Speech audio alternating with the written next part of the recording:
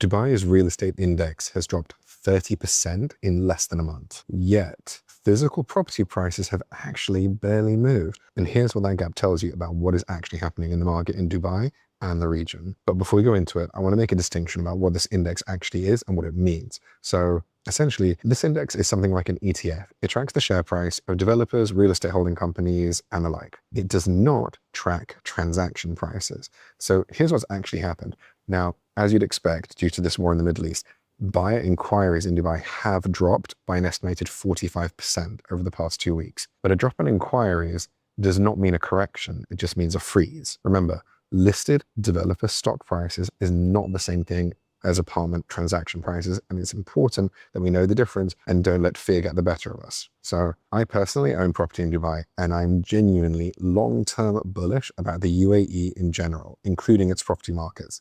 The fundamentals are real, and the government is genuinely competent. I believe it's going to come back and even better. But right now, if you are holding Dubai assets like I am, you need to be modeling in what a sustained Gulf conflict will do to your buyer pool. If you have that gap in your analysis, that gap can become a cost. So first, let's be honest about what Dubai and the UAE overall has achieved. We'll start with the DIFC, the Dubai International Financial Center. It now has nearly 9,000 active companies. It's a 28% growth in 1 year.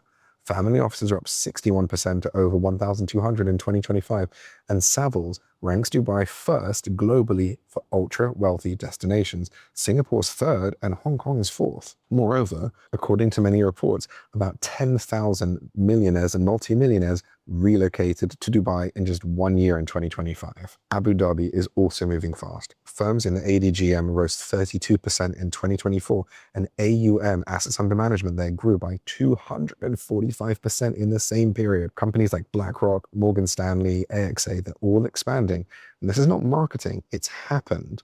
And for those families whose capital sits in the Gulf Corridor or Africa time zone, Dubai still remains a very attractive anchor. But geography was never in the pitch deck. And here's the risk that nobody wanted to talk about until a month ago. Dubai sits 200 kilometers away from an active conflict zone. For 3 years, that fact didn't matter. The Gulf was stable, the narrative was, the Middle East has professionalized, institutionalized, and modernized. And that safe narrative wasn't wrong. I've even done videos about how safe it is in Abu Dhabi and Dubai. I've lived there, I felt it. But when you get indexes like the DFM Real Estate Index dropping 30% within a few days, questions do get raised. And make no mistake, this was the single worst decline since the index launched. But as I said, physical property prices haven't actually transacted at that much less. They've not materially moved, maybe a few percent at most for panic sellers. So what does this tell you about where we are? The structure is still intact. The sentiment is what is concerning. And a broken sentiment means one thing for property investors: your buyer pool is probably going to contract, at least in the short term. Now, it's no secret that over the past 5-10 years or longer, Dubai, Singapore, and Hong Kong have been vying for both to be the financial capital and the shipping capital of the region. But when it comes to property ownership, Dubai has been a clear winner for its ease of entry, low taxes, and residency visas that come along with ownership in Dubai and the rest of the UAE. Singapore's got its ABSD, which for most foreigners is a 60% additional tax if you were looking at buying a residential property. That hasn't changed in Singapore, and Hong Kong is still complex and concerning for a lot of Western families without deep China exposure. But neither city suddenly got cheaper. The question serious family offices are asking right now isn't which city is cheaper, it's which city is most uncorrelated to active conflict risk. And on that specific metric, Singapore, and to a lesser extent Hong Kong, is extremely attractive. Stepping back and looking at the macros and the economic environment in Hong Kong ranked third in the latest Global Financial Centers Index.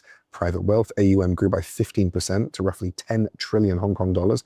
And in 2025, Hong Kong actually reclaimed the #1 spot for IPO funds raised. And in the last month, you can be sure that Hong Kong's government has been explicitly positioning itself as an alternate family office location to Dubai. It's not bragging, it's just responding to market conditions. So here's what's actually happening now. Dubai is not broken. The 2022 to 2025 inflows were real. The institutions are real. The tax structure is still real. But geopolitical disruptions reprices things that were previously discounted.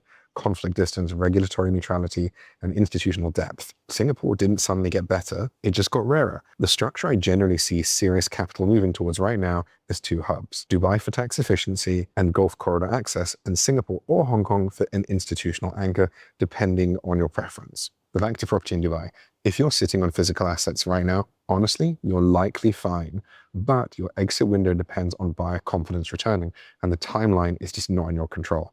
If you're building a new position, this is the moment to decide whether you're building a single hub structure or one that can hold weight from two directions. If you're reassessing a UAE heavy position, particularly when it comes to property, or you're structuring and looking at developments across these hubs, that's exactly what we advise at RUMAVI. Flat fee, no commissions.